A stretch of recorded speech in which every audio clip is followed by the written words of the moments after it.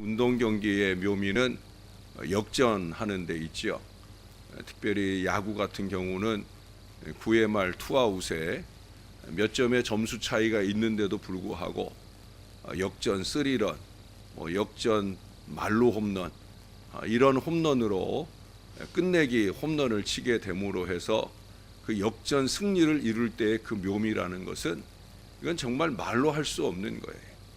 예, 앞장서 뛰는 선수들도 물론이고 뒤에서 응원하는 관중 입장에서도 얼마나 큰 환희와 기쁨이 찾아드는지 모릅니다.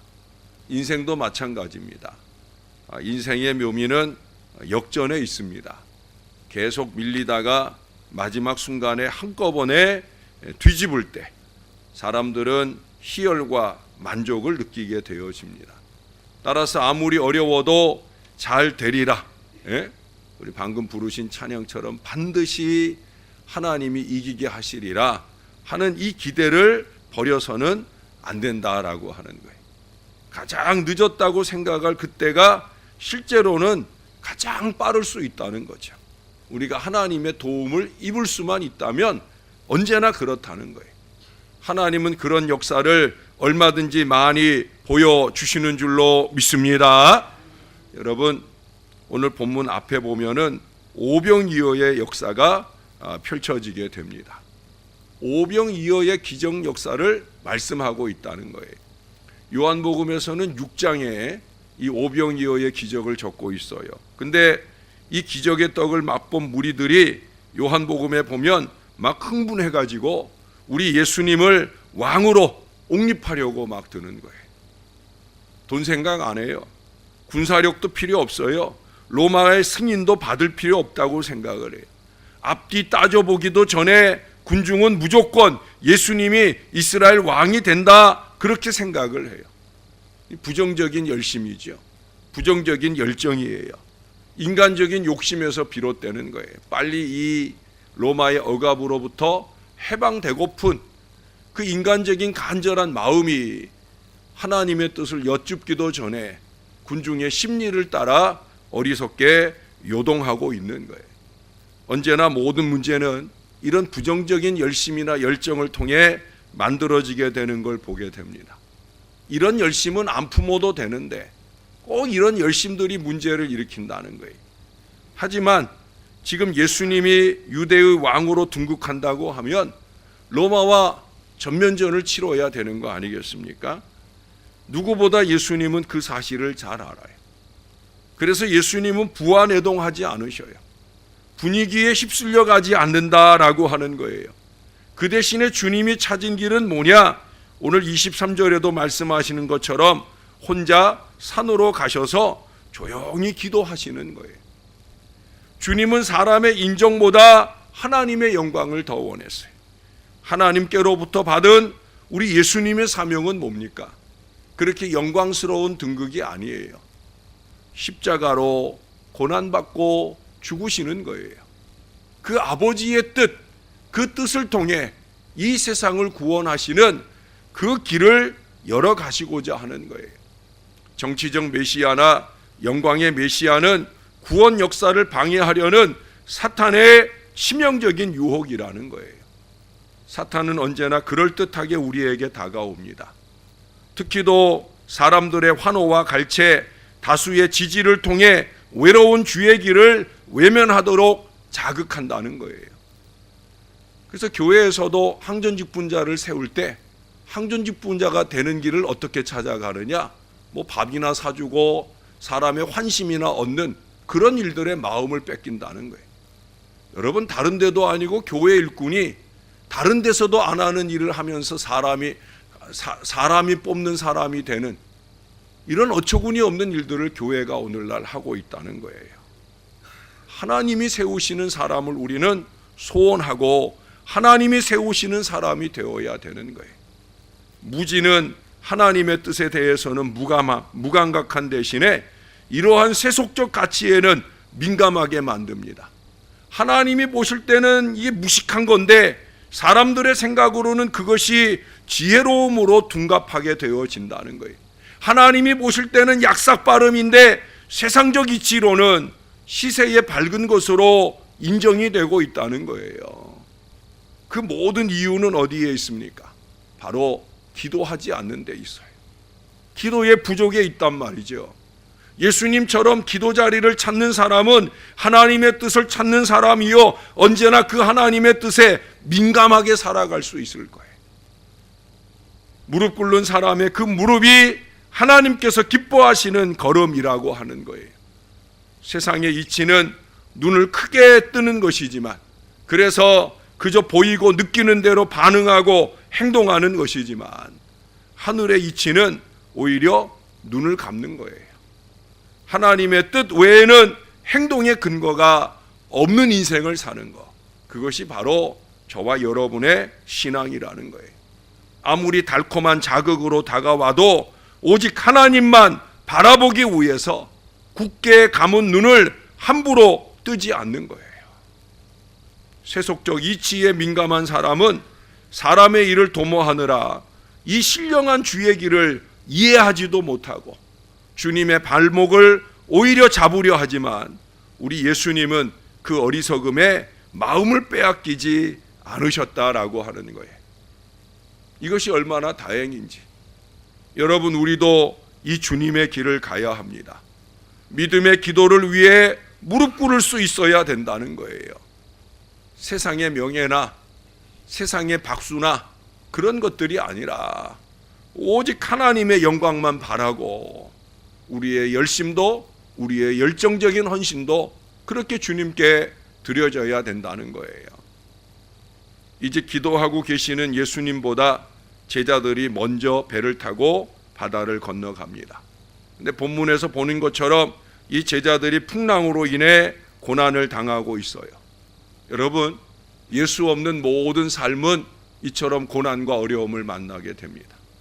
우리가 왜 예수 붙들고 가야 되느냐? 모든 고난과 어려움을 만나지 않기 위해서도이지만, 모든 고난과 어려움을 만날 때 그 모든 것들을 해결해 주실 분이 우리 예수님이기 때문인 줄로 믿습니다. 오늘도 보니까 예수님이 이 제자들을 돕기 위해 바다 위로 걸어오셨어요.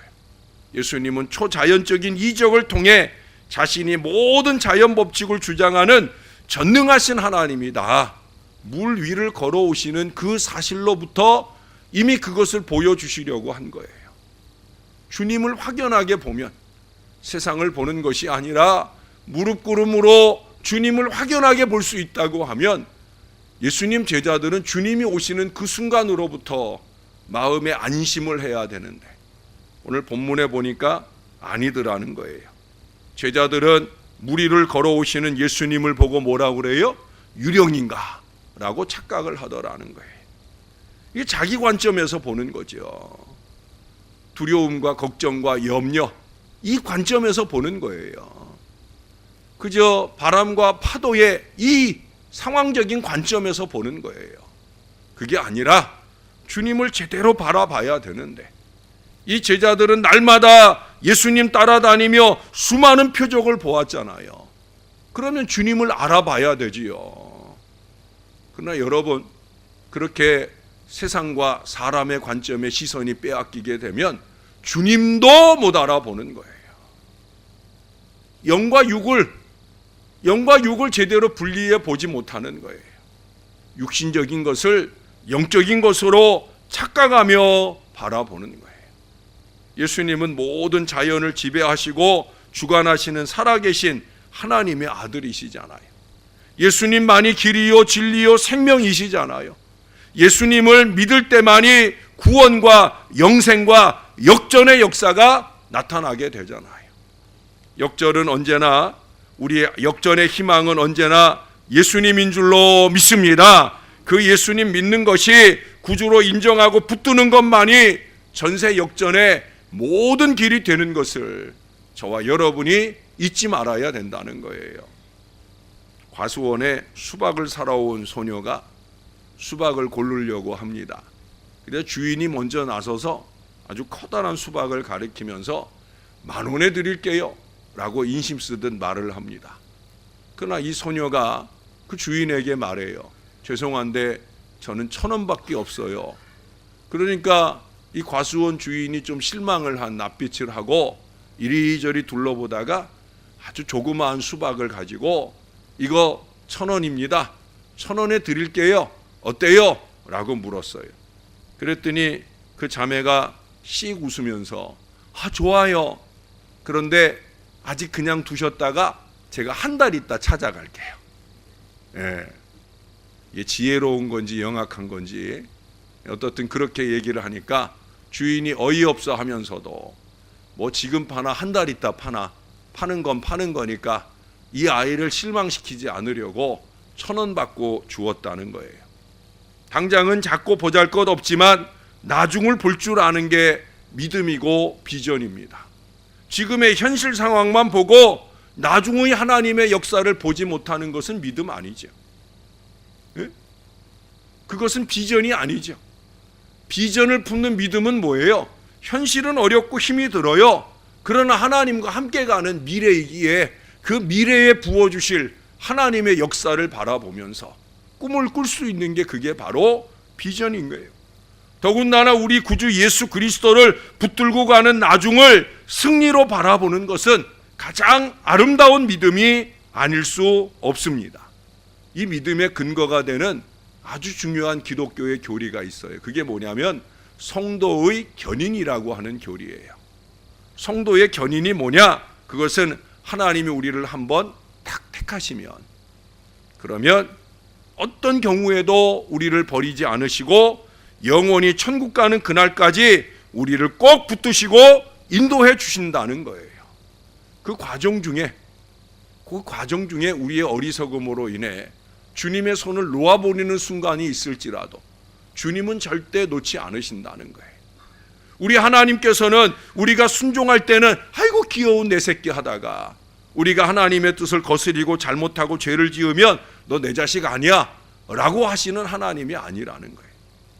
우리 연약한 인생들은 때때로 사람들을 향해 자식들을 향해서까지도 그런 마음을 품지만 하나님은 절대 그런 경우가 없다는 거예요. 그게 바로 성도의 견인이라고 하는 이 강력한 교리입니다.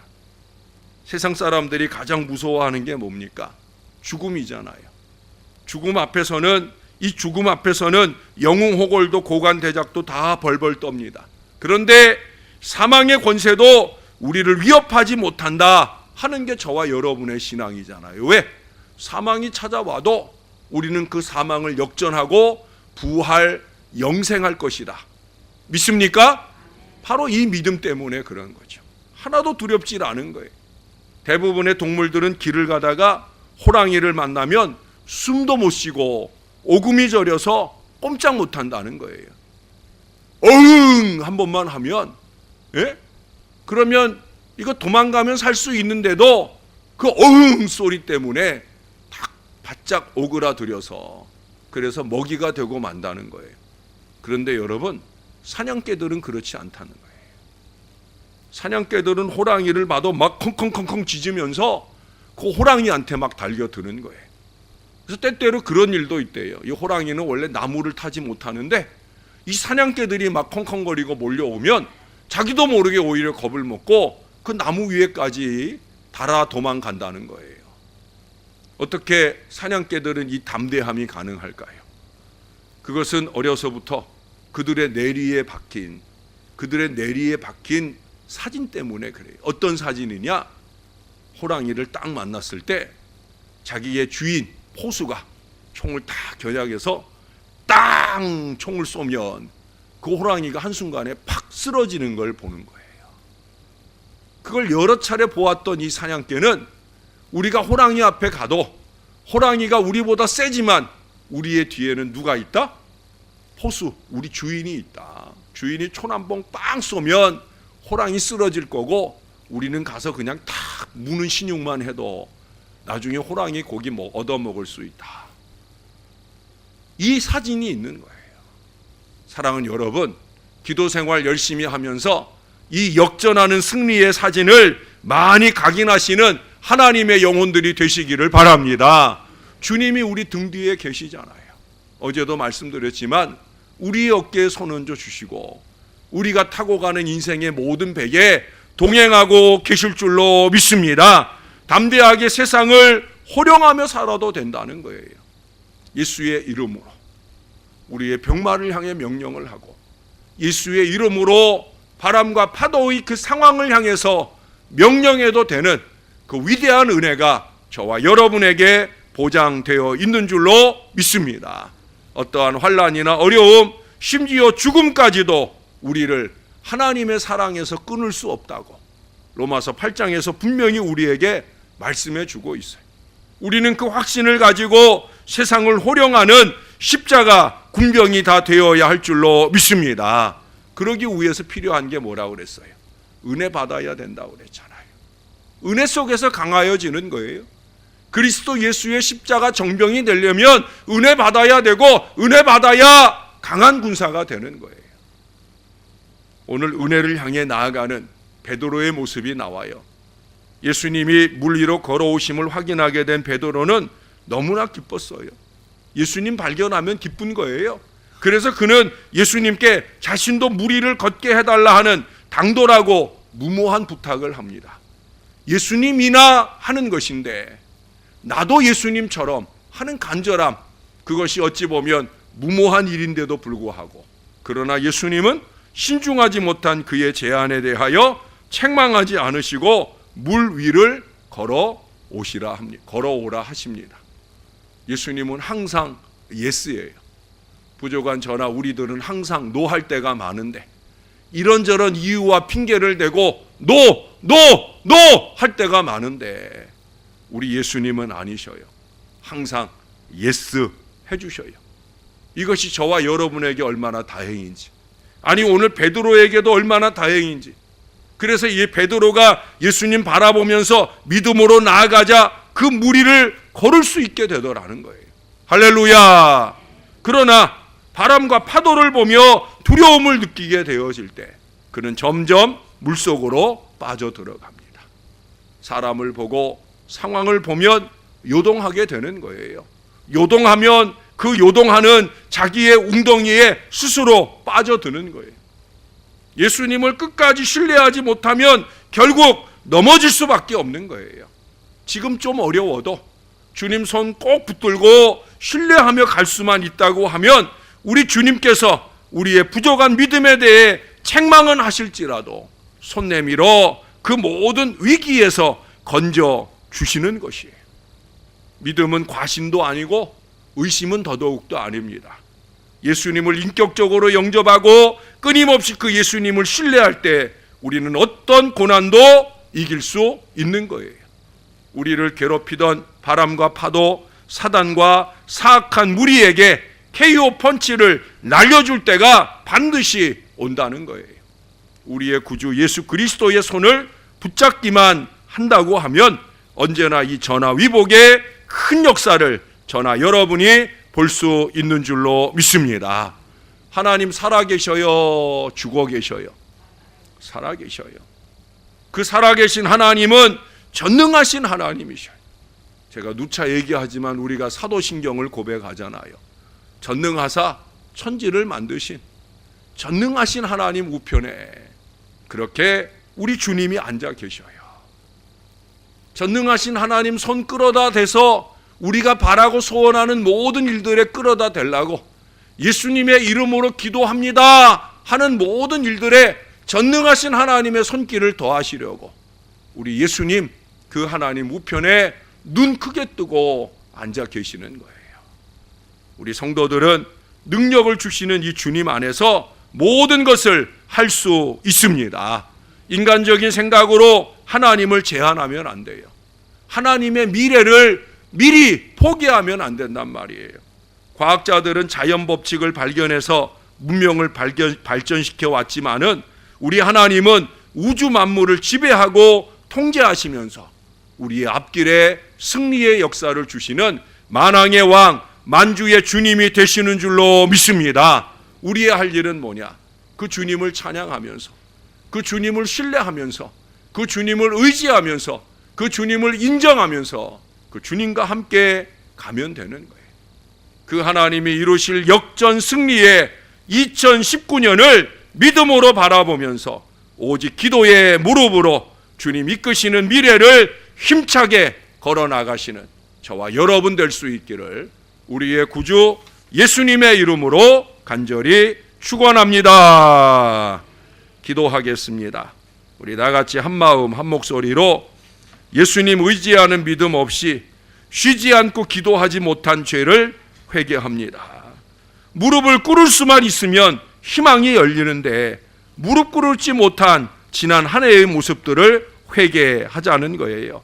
아울러 2019년에는 예수님 믿고 의지하는 이 기도의 사명에 또 기도했으면 기도한 대로 살아가는 삶에 익숙한 주의 자녀들 되게 해달라고, 앞장서는 주의 자녀들 되게 해달라고 우리 다 같이 한 마음 한 목소리로 간절하게 기도하는 시간 되길 바랍니다. 다 같이 기도하겠습니다.